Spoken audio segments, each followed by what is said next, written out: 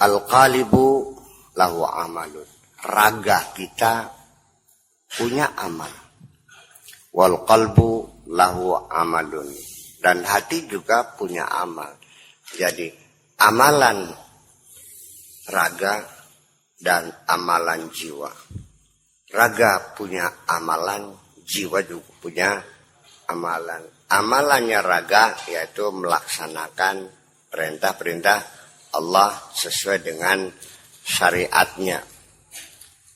Amalan-amalan hati adalah dengan pertobatan, dengan mujahadah, dengan muraqabah, dengan mudawamah, dengan mulazamah, dan banyak lagi. Pertobatan raganya ya dengan berpikiran, dengan bersolawat, dengan beristighosah kayak kemarin tuh, dengan salat, dengan wudu dan lain sebagainya. Kedua-duanya harus dilakukan. Idza kharja fi fayafil asbab wa ta'alluq bil khalaiqi raqiba bahr tawakkul mal ma'rifati billah azza wa jalla. Kalau engkau sudah bisa keluar, tidak tergantung lagi dengan rentetan sebab-sebab, tidak lagi buat ta'alluq bil khalaik, sudah tidak lagi tergantung kepada sesama makhluk. Raqiba bahar tawakkuli, dan sudah mampu, setelah itu baru kamu akan mengarungi lautan tawakal, mengarungi wal ma'rifah dan lautan ma'rifat billah azza wa jalla, wal ilmi bihi dan mengenal Allah, wa tarkis sabab dan kau tinggalkan sebab. Meninggalkan sebab artinya tidak lagi dalam hidup ini tergantung pada hukum alam, hukum kausalitas. Wa talabal musabbab, dan hanya bergantung kepada prima causa, hanya kepada Allah saja.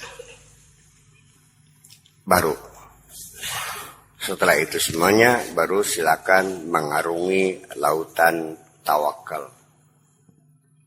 Faida tawassata fi hadzal bahr, ketika dia sudah ada di tengah lautan, fahunalika yaqul,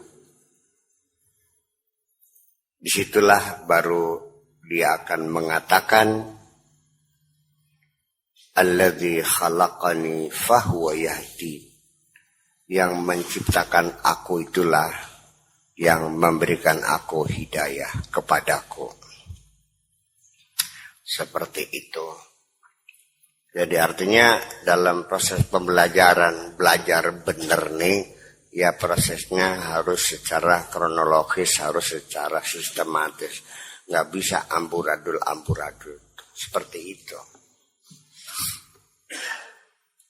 Ya nggak mungkin masuk SMP kalau SD-nya belum tamat kan.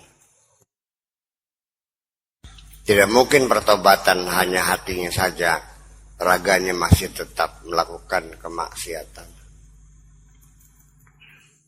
Tidak mungkin seseorang itu hanya sekedar secara syariat saja, yang penting asal halal, tapi hatinya masih belum bersyukur kepada Allah dan tidak pernah mengaku diberi oleh Allah. Sekalipun usahanya halal, dagangnya halal, syariatnya benar. Tapi yang diyakininya aku bisa kaya ini karena aku berusaha. Ini hasil dari jerih payahku. Dia mengingkari pemberian Allah. Apa arti? Betul nggak?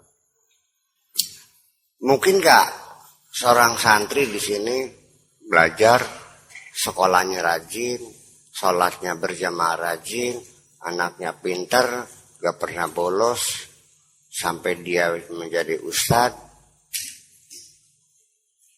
Nggak ada salahnya kan? Tapi ketika dia tidak mengakui Buya Sakur bukan kiainya, apa artinya? Ya, walaupun secara kesopanan etika kita orang yang belajar benar, saya tidak mungkin akan mengklaim bahwa kamu pinter segitu adalah karena hasil didikanku. Paham enggak? Iya dong. Tetap saja secara hakikat kamu harus meyakini bahwa ilmu yang kau capai yang ngajari adalah Allah, bukan Buya Sakur. Hakikatan. Paham dikini. Jadi klaim hakikat dan klaim syariat itu semuanya jangan sampai keliru. Tetapi walau bagaimanapun prosesnya tidak bisa dihindari, orang yang masuk dalam wilayah hakikat dan syariat tetap melalui proses syariat dulu. Yang pernah saya ibaratkan, ibaratnya syariat itu seperti pintu. Kalau Anda ingin masuk ke rumah, ya tolong masuk lewat pintu dong. Jangan lewat jendela. Kalau lewat jendela namanya maling. Iya. Itu aja persoalannya. Jadi jangan terburu percaya orang mencapai tingkatan hakikat sudah kelas ma'rifat tapi enggak sembahyang. Yang bener aja. Puasa enggak, sembahyang enggak, terus ngaku hakikat apa? Sekalipun dia membuktikan kesaktiannya, enggak ada urusan. Kalaupun memang iya dia hakikat, tapi kamu tetap tidak percaya, kamu benar. Itu persoalannya. Paham begini? Kalau memang iya, dia orang sudah mencapai tingkat hakikat. Kamu tidak pernah melihat dia sholat. Kamu tidak pernah melihat dia puasa. Kamu nggak usah percaya. Kalaupun memang iya dia orang yang sudah tingkat hakikat, ketidakpercayaanmu tidak salah. Kamu karena punya standar. Paham dikit? Yang cerdas kan. Persoalannya yang juga kadang-kadang orang yang ada sengaja menyembunyikan identitas dirinya. Ya, saking tawadunya orang karena dia selalu berusaha menghindar dari sanjungan dan pujian, itu dia terpaksa melakukan sesuatu yang bisa menutupi kelebihan-kelebihannya. Itu perlu dicatat baik-baik. Kalau kamu yang masih suka pamer kebolehan, pamer kehebatan, kamu belum jadi orang benar kok. Masih suka pamer sih. Iya kan? Orang pamer kan ini satu, minta disanjung kan. Nah, sejak kapan engkau menjadi hamba Allah ketika sanjungan yang dimonopoli oleh Allah kamu catut untuk dirimu sendiri?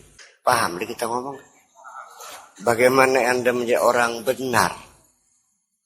Ya, ketika sanjungan pujian yang dimonopoli hanya Allah yang memilikinya, lalu kamu mencatut sanjungan itu untuk dirimu sendiri. Dan yang kau tampilkan ternyata bukan menampilkan kehebatan Allah, tapi menampilkan kehebatan dirimu sendiri.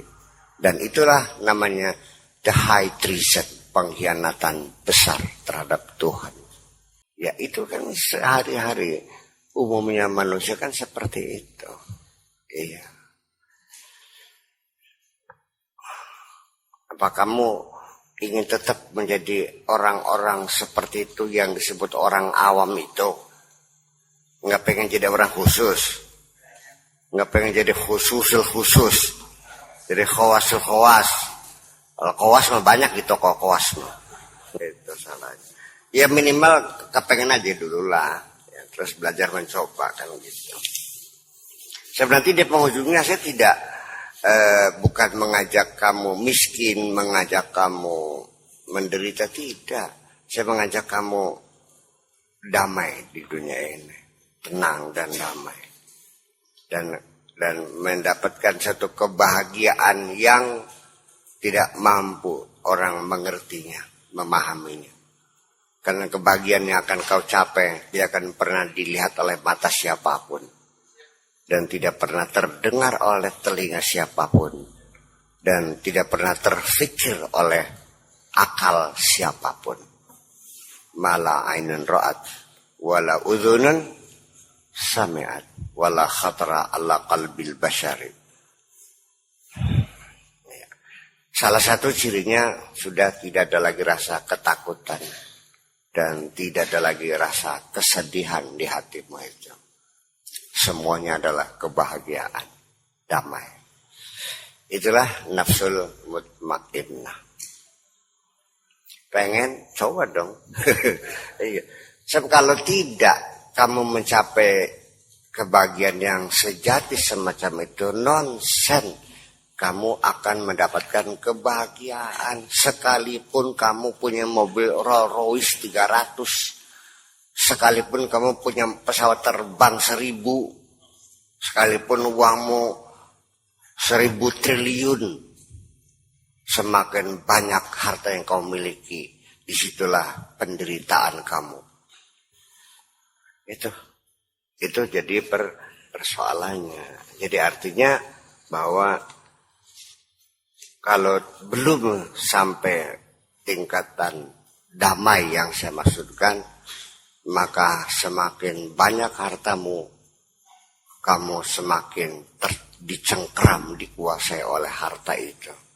Kamu boleh memiliki harta, tapi jangan dimiliki harta. Engkau boleh menguasai kekayaan, tapi dirimu jangan dikuasai oleh kekayaanmu itu.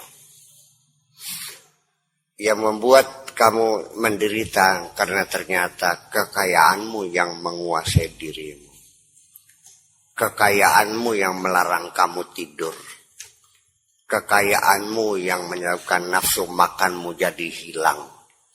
Kekayaanmu yang menyebabkan kamu merasa hambar menyentuh tubuh istrimu.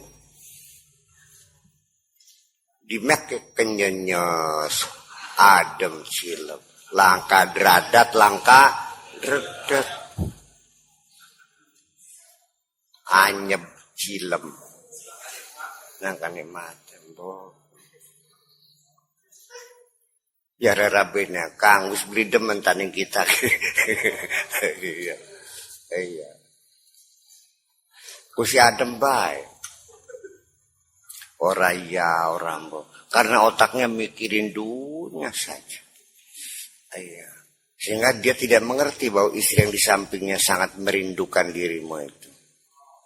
Ya. Dan kamu tidak mengerti bahwa anak-anakmu juga ingin dimanjakan oleh kamu. Sehari-hari menghitung dunia. Bangkrut loh. Iya. Ini kan sehari, saya bukan cerita di alam lain. Di alam dunia ini ya begitu kok. Realitas seperti itu. Ya aja kebobodok kah? Ya goblok aja kena menang kah? Ya itulah. Ya begitulah kira-kira. Berapapun harta yang kau miliki, kamu tidak akan pernah puas. Tidak akan pernah puas.